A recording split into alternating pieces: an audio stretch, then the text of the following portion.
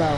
I know you guys can't really see me because the way this thing is made, it's not really no good light. Really not no good light in here, so it's really not a good place to actually do a video. So sorry about that. Can't really see me. No matter how hard I'm trying, just can't seem to get this thing together when it comes to a real video. What I wanted to talk about today was what's going on with black men and black women? Why is it that the black man is constantly disrespecting a black woman in music videos, calling her hoes and bitches? How are we going to come together as a couple, as a team, as a people, if we got these coons out here belittling black women and calling them all kind of names? How are we going to grow as a people and be strong as a people if we keep on running off with everybody else but black people? We have to continue a legacy of great people, because that's what we are. We've been brainwashed into believing that we're nothing, and then we've been acting accordingly like we're nothing. I think that we need to start building up more black power, more black awareness type of organizations. You know how people do Tupperware parties and they do Avon get-togethers. So we need to start having black empowerment conferences and stuff like that, because we've been stripped of our culture, our language, native language. We've been stripped of so much in this country that we live in, which is our enemy since we've been here. Now we need to learn. There need to be secrets of the truth so that we can find the truth. But I must warn you that if you find the truth, you might be regrettably finders, because you will learn stuff that will blow your mind, and you'll learn stuff that most people might not know, and it might be very sad to you to know. One of the problems I think that black women have is that we've been brainwashed into believing that we're not beautiful unless we look more Caucasian.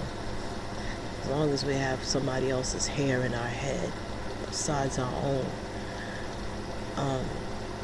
I am wearing lipstick still, but I've stopped wearing eyeshadow and eyelashes. Even though, you can still wear makeup, I guess, if you don't use too much, but I basically stopped, and I'm only wearing lipstick now. I put like a lotion on my face, but that's it. I don't wear makeup anymore. And soon I'm gonna go ahead and wear my real hair in braids. I'm gonna start going natural. I think as blacks, we really need to learn to really truly embrace ourselves in a positive way. We need to stand up for our rights, and we need to come together and petition stuff. When we see police shooting somebody dead, we need to try to come together and see what we can do to fight to change that situation, to allow that police to pay some type of price for what he's done, to recognize something, because we do have power to the people. But if we don't take a stand, then we can't stand for nothing if we'll fall for anything. We have to be strong, and it's not going to be easy, because we have many enemies around us.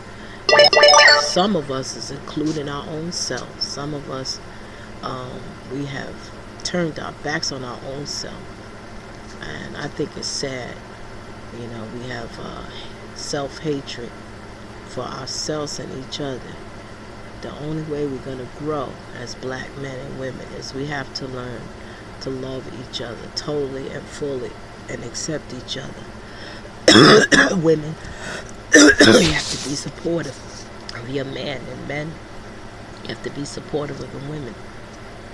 We've got to come together. We have to have respect for each other. That's the only way it's going to work. And stop calling people pushovers that care and love you and want to be supportive of you. That's somebody who cares about you. And stop calling people that's big-headed strong when they're not being big-headed. They're just being controlling. And know the difference between someone who takes charge and somebody who's controlling. Know the difference between someone who's a pushover and somebody who's just simply caring about you. Don't get it twisted. Don't be confused. Because that same person that you're acting like, ain't got it all, that's the same person that you're going to need one day. You're going to be in a situation where you're going to need their friendship, their love, their advice, their support. And they're going to remember what you did. They're going to remember how you pushed them away. They're going to remember how you made them feel less than 2 cents because they didn't have money or enough this or enough that in your opinion.